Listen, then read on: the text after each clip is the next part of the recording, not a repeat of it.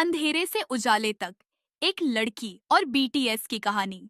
रिया एक 18 साल की लड़की जिसकी जिंदगी में खुशियों की कोई जगह नहीं बची थी। स्कूल से घर, घर से स्कूल, बस यही उसकी दुनिया थी।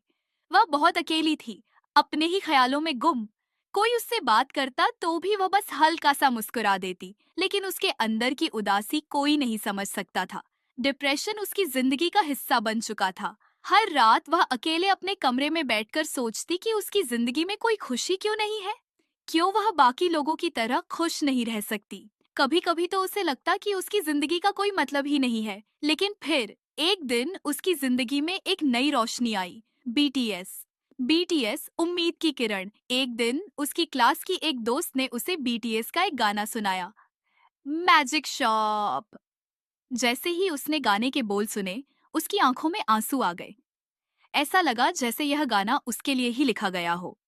बीटीएस के शब्दों ने उसके दिल को छू लिया और पहली बार उसे महसूस हुआ कि वह अकेली नहीं है। इसके बाद वह बीटीएस के और गाने सुनने लगी।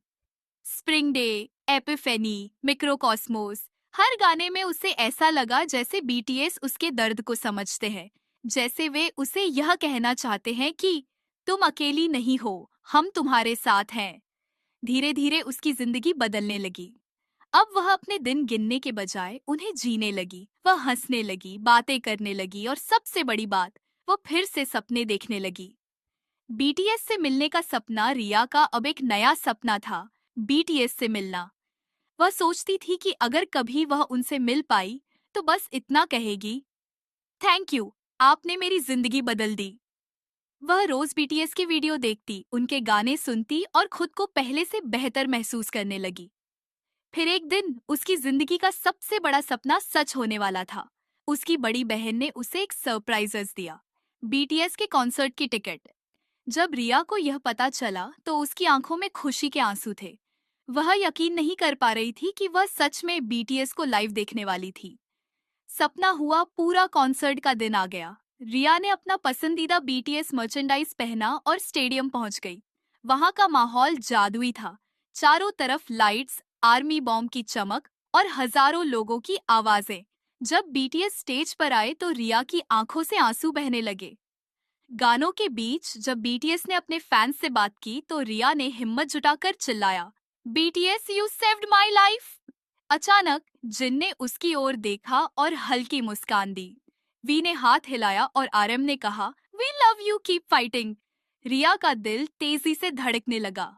यह पल उसकी जिंदगी का सबसे खूबसूरत पल था। वह जानती थी कि अब वह कभी अकेली नहीं महसूस करेगी। बीटीएस ने उसे उम्मीद दी थी और अब वह अपनी जिंदगी को पूरी तरह जीने के लिए तैयार थी। एक नई शुरुआत। उस रात के बाद रिया पूरी तरह बदल चुकी थी। अब वह सिर्फ जिंदा नहीं थी, बल्कि जिंदगी को महसूस कर रही थी। उसने अपने दर्द को अपनी ताकत बना लिया और दूसरों की मदद करने लगी जो उसी की तरह संघर्ष कर रहे थे। बीटीएस उसकी जिंदगी का हिस्सा थे और हमेशा रहेंगे। उन्होंने उसे सिखाया कि लव योरसेल्फ सिर्फ एक शब्द नहीं, बल्कि जीने का तरीका है। और अब रिया अपने हर दिन को उसी रोशनी में जीती थी जो बीटीएस ने उसकी जिंदगी में लाई थी। तक तुम अपने आप से प्यार करना सीख जाओगे, तब तक तुम अकेले नहीं होगे। और हाँ, हमारी कहानी सिर्फ हमारी नहीं है, यह आप सभी की भी है।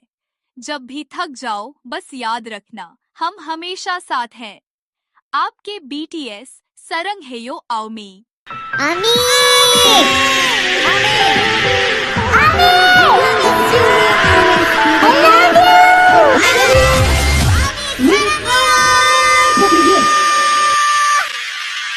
You see me? Yeah, I see you. Omnis are everything, my everything. Ami! I love you. Bye bye. I love you.